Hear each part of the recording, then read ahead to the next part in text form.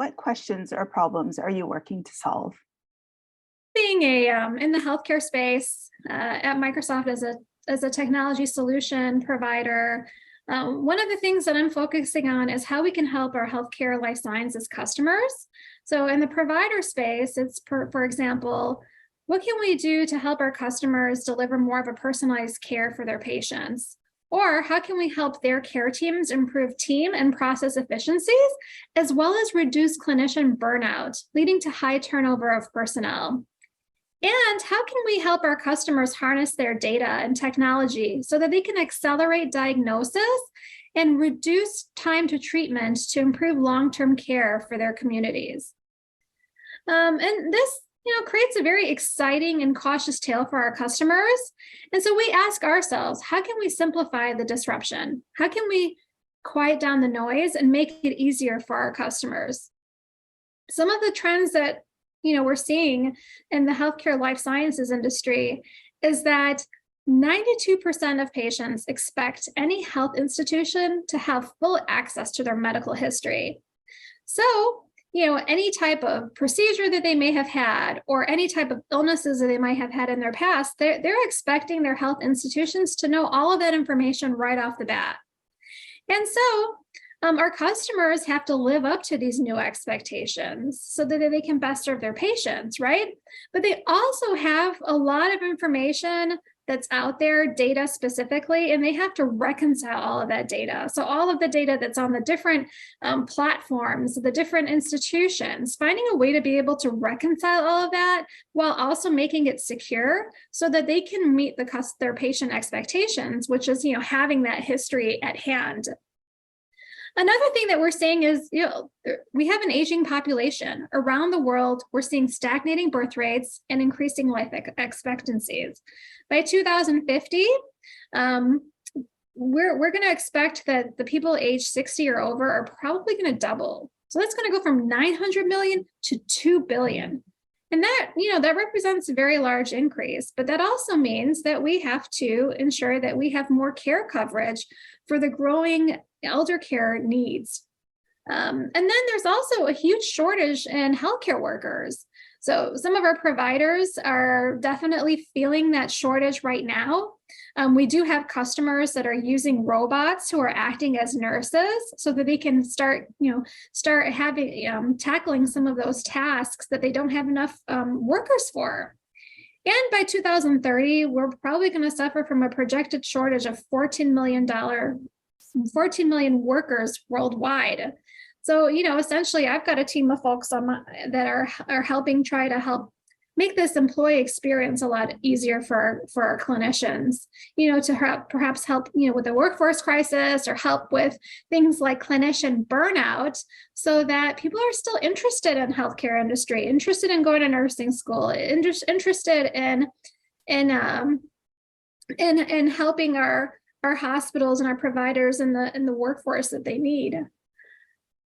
Now, on top of that, there's also a lot of pressure in the security and compliance space. So in order for our health organizations to make healthcare data secure, they have to prioritize security and compliance. So this is especially as it relates to threats, and ongoing high profile data breaches and identity theft. Currently, the health industry loses about $6.2 billion a year to data breaches. So that's putting patient data at risk, and it's already straining really tight budgets that are already dwindling. So for us, it's okay. So we understand our customers are really in need of solving for some of these challenges, but they also need to ensure that it's in a secured way.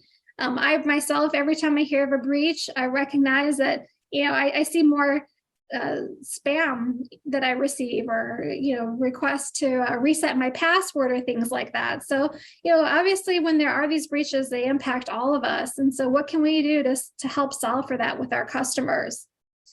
And then some of the other things that that I'm very well aware of that we're trying to help solve for is what can we do with with all this rapid emerging technology, I remember last year when I went to HIMSS, there were so many different booths, so many different types of technology that were out there, all helping to, suggesting that they are the answer to solve for some of these problems that we're facing.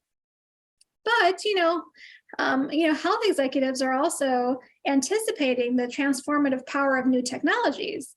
So, 70% of health or hospital executives or healthcare executives agree that keeping up with trending technologies not only gives them a competitive advantage, but it's also essential to growth and a positive customer experience.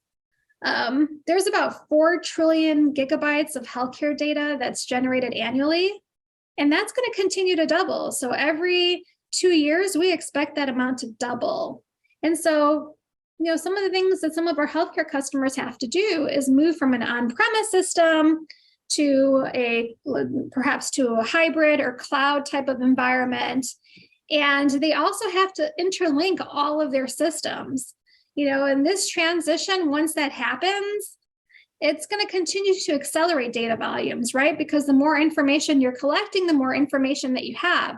And so I think a lot of what our healthcare executives are experiencing is that, piloting all these digital transformation initiatives that they have.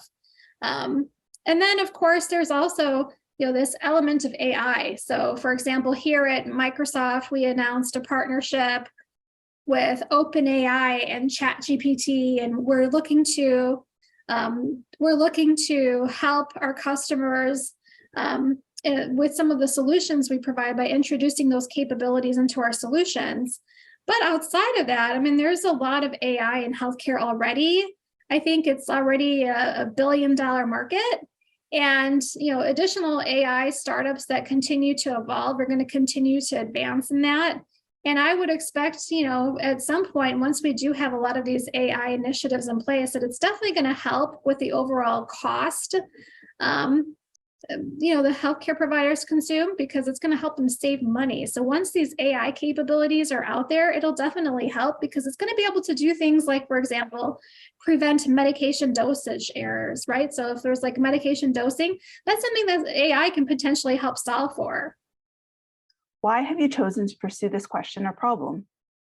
I have decided to solve for this problem because I recognize that it's definitely a concern that a lot of our customers have.